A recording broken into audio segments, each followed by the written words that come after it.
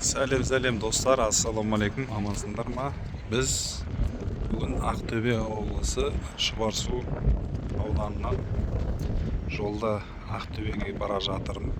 Маңғыстаудан Ақтөбеге бара жатыр. Осындай Бопай дейтін дәмханаға келдік.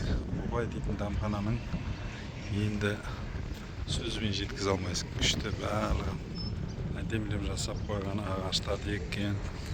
Осындай стоянкасы бар, мәшін қоятын осындай.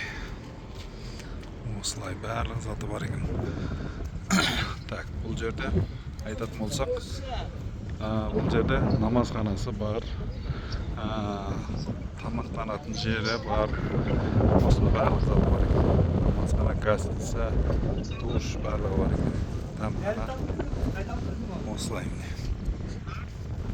Бұл жерде міне жазғы алаң, ар жағында Бопай фондары бар екен. Осылай. Енді бұл жерде айтып сөзбен жеткізе алмайсың. Табиғаты күшті жерде жайғасқан. Қараң, көрдіңіз бе?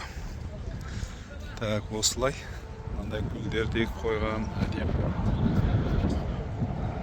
Адамдардың қолайлығына жасап, барлық зат жасап қойған ғой осылай міне. Осылай. Дастор, Атырау облысы Дастордан кіруге болады. Ақтөбеге 528 километр Ақтөбеге шығады. Ақтөбеден бұлай Атырауға қарата шығуға болады осылай. Осылай достар.